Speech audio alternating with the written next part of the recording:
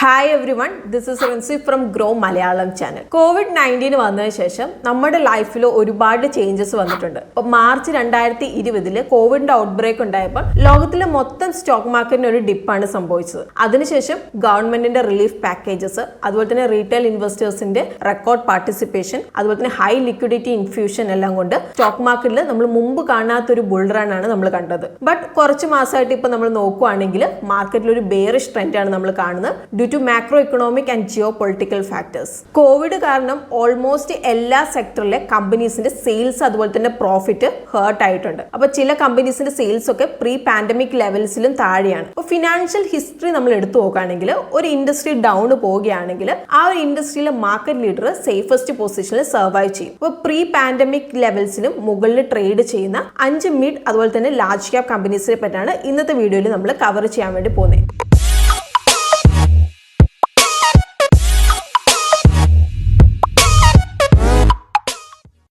ഇന്നത്തെ വീഡിയോയിൽ നമ്മൾ കവർ ചെയ്യാൻ പോകുന്ന 5 കമ്പനീസിന്റെ ബിസിനസിനെ പറ്റിയിട്ട് നമ്മൾ ഡിസ്കസ് ചെയ്യുന്നതായിരിക്കും. അതുപോലെ തന്നെ ഈ ഒരു കമ്പനിയുടെ കീ സ്ട്രെങ്ത് ആൻഡ് പൊട്ടൻഷ്യൽ റിസ്കിനെ പറ്റിയിട്ട് നമ്മൾ നോക്കുന്നുണ്ട്. അതുപോലെ തന്നെ വീഡിയോയുടെ എൻഡ് പാർട്ടിൽ കുറച്ച് ഫിനാൻഷ്യൽ അതുപോലെ ടെക്നിക്കൽ മെട്രിക്സ് നമ്മൾ ചെക്ക് ചെയ്യുന്നതായിരിക്കും. പ്രീ പാൻഡമിക് പ്രൈസിന് വേണ്ടിയിട്ട് സ്റ്റോക്ക് പ്രൈസിന്റെ ലെവൽ നമ്മൾ ചൂസ് ചെയ്തിരിക്കുന്നത് 31 ജാനുവരി 2020 ആണ് ഫോർ റെഫറൻസ്. അതുപോലെ തന്നെ മാർക്കറ്റ് ക്ലോസിംഗ് പ്രൈസ് ആയിട്ട് നമ്മൾ ചൂസ് ചെയ്തിരിക്കുന്നത് 17 മെയ് 2022 ആണ്. ഇന്നത്തെ നമ്മുടെ ലിസ്റ്റിലെ ഫസ്റ്റ് കമ്പനി ബാറ്റ ഇന്ത്യ. അപ്പോൾ ബാറ്റ ഇന്ത്യ എന്ന് പറഞ്ഞിട്ടുണ്ടെങ്കിൽ ഇന്ത്യയിലെ ഓൾഡസ്റ്റ് സർവിംഗ് ഫുഡ്വെയർ കമ്പനിയാണ്. അതുപോലെ തന്നെ ഈ ഒരു ഇൻഡസ്ട്രിയിലെ മാർക്കറ്റ് ലീഡറും കൂടിയാണ്. അപ്പോൾ ഇവരുടെ സ്റ്റോക്ക് നോക്കുകയാണെങ്കിൽ പ്രീ പാൻഡമിക് ലെവലിന്റെ 1.95% ബിലോയിലാണ് ട്രേഡ് ചെയ്യുന്നത്. അപ്പം ഈ ഒരു ഇൻഡസ്ട്രി നമ്മൾ നോക്കുകയാണെങ്കിൽ ഒരു 90 വർഷത്തിൽ കൂടുതൽ ഇവർക്ക് പ്രസൻസ് ഉണ്ട്. അപ്പോൾ ഇതുപോലെ ലോങ് ഇൻഡസ്ട്രി പ്രസൻസ് ഉള്ളതുകൊണ്ട് തന്നെ ഇവർക്ക് സ്ട്രോങ് പാൻ ഇന്ത്യ നെറ്റ്വർക്ക് ആണുള്ളത്. പാൻ ഇന്ത്യ നെറ്റ്വർക്ക് എന്ന് പറഞ്ഞിട്ടുണ്ടെങ്കിൽ പോസിബിൾ ആയിട്ടുള്ള എല്ലാ ലൊക്കേഷനിലും ഇവർ അവൈലബിൾ ആണ്. അതായത് ഇവർക്ക് 1488 സ്റ്റോഴ്സും അതുപോലെ തന്നെ 248 ഫ്രാഞ്ചൈസി സ്റ്റോഴ്സും ആണുള്ളത്. അപ്പോൾ ഓർഗനൈസ്ഡ് ഫുഡ്വെയർ ഇൻഡസ്ട്രിയിൽ ഒരു സ്ട്രോങ് മാർക്കറ്റ് ഷെയർ തന്നെയാണ് ഇവർ ഹോൾഡ് ചെയ്യുന്നത്.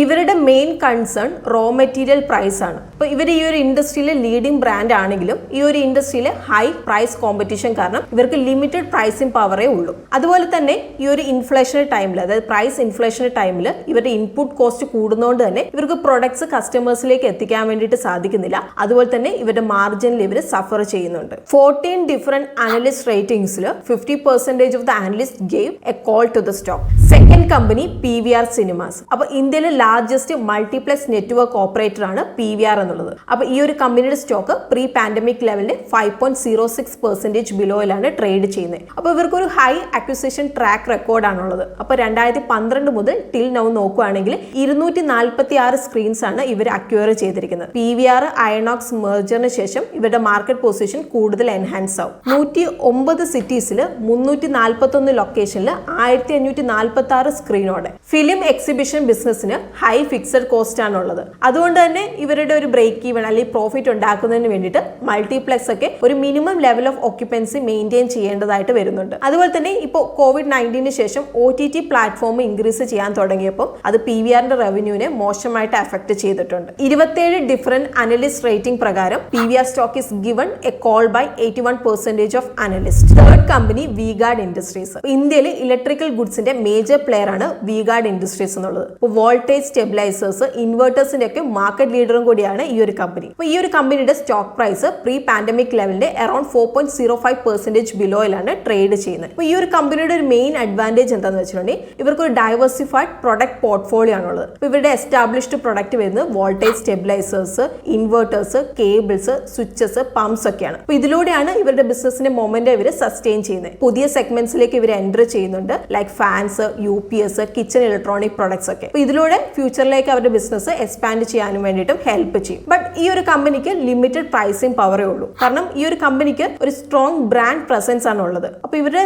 കീ സെഗ്മെന്റ്സ് ഓർഗനൈസ്ഡ് അതുപോലെ തന്നെ അൺഓർഗനൈസ്ഡ് പ്ലേയേഴ്സിന്റെ അടുത്ത് ഹൈ പ്രൈസ് കോമ്പറ്റീഷൻ ആണ് ഉള്ളത്. അതുകൊണ്ട് തന്നെ ഇവർക്കൊരു ലിമിറ്റഡ് പ്രൈസിംഗ് പവറേ ഉള്ളൂ. 21 ഡിഫറെന്റ് അനലിസ്റ്റ് റേറ്റിംഗ് പ്രകാരം 71% of analyst gave a call to the V-Guard stock. Fourth company housing development finance corporation or HDFC limited. അപ്പോൾ ഇന്ത്യയിലെ ഹൗസിംഗ് ഫിനാൻസ് സെക്ടറിലെ മാർക്കറ്റ് ലീഡർ ആണ് HDFC എന്നുള്ളത്. അപ്പോൾ ഈ ഒരു കമ്പനിയുടെ സ്റ്റോക്ക് പ്രീ പാൻഡമിക് ലെവലിന്റെ അറൌണ്ട് 2.74% ബിലോയിലാണ് ട്രേഡ് ചെയ്യുന്നത്. അപ്പോൾ ഈ ഒരു കമ്പനിയുടെ മെയിൻ സ്ട്രെങ്ത് എന്താണെന്ന് വെച്ചിട്ടുണ്ടെങ്കിൽ ഹൈ അണ്ടർ റൈറ്റിംഗ് സ്റ്റാൻഡേർഡ്സ്, അതുപോലെ തന്നെ അസറ്റ് ക്വാളിറ്റിയാണ്. അപ്പോൾ ഇത് ഇൻഡസ്ട്രിക്ക് ബെസ്റ്റ് ആണ്. അതുപോലെ തന്നെ ഇവരുടെ നോൺ പെർഫോമിംഗ് അസറ്റ് ലെവൽ, അതുപോലെ തന്നെ ലോൺ ലോസസ് നമ്മൾ ഫുൾ ഇൻഡസ്ട്രി വെച്ച് നോക്കുകയാണെങ്കിൽ കൺസിസ്റ്റന്റ്ലി ലോവസ്റ്റിലാണുള്ളത്. ഹൗസിംഗ് ഫിനാൻസ് സെക്ടറിൽ ഹൈ കോമ്പറ്റീഷൻ ആണുള്ളത്. അപ്പോൾ ഇതിൽ pure play housing finance companies like LIC housing finance, Aavas financiers, traditional banks and NBFCs like ICICI bank, Bajaj finance, emerging fintech platform companies such as Navi. അപ്പോൾ ഇതുകൊണ്ടൊക്കെ market share maintain ചെയ്യാൻ ബുദ്ധിമുട്ടാണ്.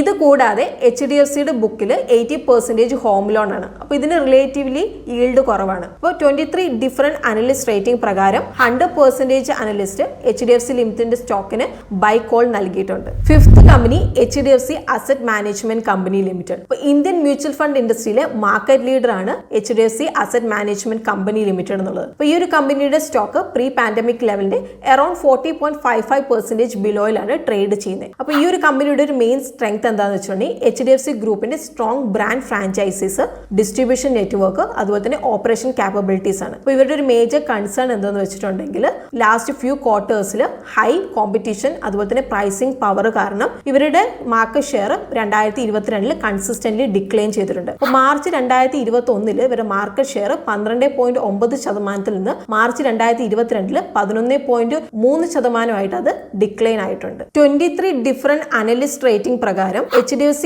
AMCയുടെ stock 65% analyst buy call നൽകിയിട്ടുണ്ട്. ഇനി bonus segment ആയിട്ട് നമ്മൾ US-ലെ 2 tech ജയൻസിനെയും കൂടി പറ്റിയിട്ട് നോക്കുന്നുണ്ട്. അപ്പോൾ നമ്മൾ ഫസ്റ്റ് നോക്കാൻ വേണ്ടി പോകുന്നത് മെറ്റയാണ്. മെറ്റ മുമ്പ് ഫേസ്ബുക്കിന്റെ പേരിലാണ് അറിയപ്പെട്ടിരുന്നത്. അപ്പോൾ US-ലെ സോഷ്യൽ മീഡിയ സ്പേസിലെ മാർക്കറ്റ് ലീഡറും കൂടിയാണ്. അപ്പോൾ പ്രീ പാൻഡമിക് ലെവലിന്റെ താഴെയാണ് ഈ ഒരു കമ്പനിയുടെ സ്റ്റോക്ക് ട്രേഡ് ചെയ്യുന്നത്. അപ്പോൾ ലാസ്റ്റ് 6 മന്ത് നോക്കുകയാണെങ്കിൽ കമ്പനിയുടെ ഷെയർ 40.18% ഡൗൺ പോയിട്ടുണ്ട്. Second company Netflix.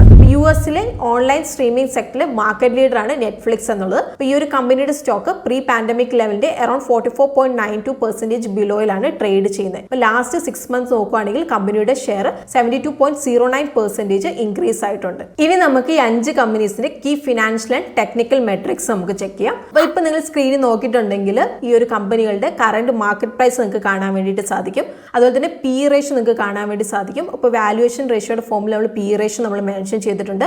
ROE നമുക്ക് കാണാൻ വേണ്ടിയിട്ട് സാധിക്കും. പ്രോഫിറ്റ് റേഷ്യോയുടെ ഫോമിൽ നമ്മൾ ROE മെൻഷൻ ചെയ്തിട്ടുണ്ട്. 5 ഇയർ സെയിൽസ് ഗ്രോത്ത് CAGR നിങ്ങൾക്ക് കാണാൻ വേണ്ടിയിട്ട് സാധിക്കുന്നുണ്ടാവും. അപ്പം എത്ര ഫാസ്റ്റ് ആയിട്ടാണ് ബിസിനസ് ഗ്രോ ചെയ്യുന്നത് എന്നുള്ളത് നിങ്ങൾക്ക് മനസ്സിലാക്കാൻ വേണ്ടിയിട്ട് സാധിക്കും. 1 ഇയർ റിട്ടേൺ, അതുപോലെ തന്നെ 5 ഇയർ റിട്ടേൺ നമ്മൾ മെൻഷൻ ചെയ്തിട്ടുണ്ട്. അപ്പോൾ അതുപോലത്തെ ഷോർട്ട് ടേമിൽ, അതുപോലെ തന്നെ ലോങ് ടേമിൽ സ്റ്റോക്കിന്റെ പെർഫോമൻസ് നിങ്ങൾക്ക് മനസ്സിലാക്കാൻ വേണ്ടിയിട്ട് സാധിക്കും. നമ്മൾ 2 ടെക്നിക്കൽ മെട്രിക്സ് ആണ് മെൻഷൻ ചെയ്തിരിക്കുന്നത്. അപ്പോൾ ടെക്നിക്കൽ പെർസ്പെക്റ്റീവിലും കൂടി നിങ്ങൾക്ക് മനസ്സിലാക്കാൻ വേണ്ടിയിട്ട് സാധിക്കും. അപ്പോൾ നമ്മൾ ഫസ്റ്റ് 200 DMA ആണ് നമ്മൾ ചെയ്തിരിക്കുന്നത്. അതായത് 200 ഡേ മൂവിംഗ് ആവറേജും അതുപോലെ തന്നെ RSI 14 ആണ് നമ്മൾ മെൻഷൻ ചെയ്തിരിക്കുന്നത്. ഇത്രയാണ് ഇന്നത്തെ വീഡിയോയിൽ നമ്മൾ ഡിസ്കസ് ചെയ്യാൻ വേണ്ടിയിട്ട് നമ്മൾ ആഗ്രഹിച്ചിരുന്നത്. അപ്പോൾ നമ്മൾ ഇന്ന് ഡിസ്കസ് ചെയ്ത 5 കമ്പനീസും നിങ്ങൾക്ക് യൂസ്ഫുൾ ആയിട്ടുണ്ടെന്ന് തന്നെയാണ് നമ്മൾ വിചാരിക്കുന്നത്. അപ്പോൾ നമ്മളൊരു കാര്യം നമ്മൾ റിമൈൻഡ് ചെയ്യുകയാണ്, ഇന്നത്തെ വീഡിയോ നമ്മൾ കംപ്ലീറ്റ്ലി എഡ്യൂക്കേഷണൽ പർപ്പസിനാണ് നമ്മൾ കവർ ചെയ്തിരിക്കുന്നത്. ഇതൊരു ബൈ ഓർ സെൽ റെക്കമെൻഡേഷൻ അല്ല. അപ്പോൾ നിങ്ങൾ ഈ ഒരു കമ്പനിയിൽ ഇൻവെസ്റ്റ് ചെയ്യാൻ നിങ്ങൾ ആഗ്രഹിക്കുന്നുണ്ടെങ്കിൽ നിങ്ങളുടെ സ്വന്തമായിട്ടുള്ള ഡീറ്റെയിൽ റിസർച്ച് ആൻഡ് അനാലിസിസ് ചെയ്തതിന് ശേഷം മാത്രം നിങ്ങൾ ഇൻവെസ്റ്റ് ചെയ്യാൻ വേണ്ടിയിട്ട് നിങ്ങൾ ശ്രദ്ധിക്കുക. അപ്പോൾ ഇന്നത്തെ നമ്മുടെ വീഡിയോ നിങ്ങൾക്ക് ഇഷ്ടമായിട്ടുണ്ടെങ്കിൽ വീഡിയോ ലൈക്ക് ചെയ്യാനും അതുപോലെ തന്നെ വീഡിയോയുടെ ഫീഡ്ബാക്ക് കമന്റ് ബോക്സിൽ മെൻഷൻ ചെയ്യാൻ വേണ്ടിയിട്ട് നിങ്ങൾ ശ്രദ്ധിക്കണം. അതുപോലെ തന്നെ കൂടുതൽ അപ്ഡേറ്റ്സിന് വേണ്ടിയിട്ട് ഗ്രോയുടെ ചാനലും കൂടി സബ്സ്ക്രൈബ് ചെയ്യാൻ വേണ്ടിയിട്ട് നിങ്ങൾ മറക്കരുത്.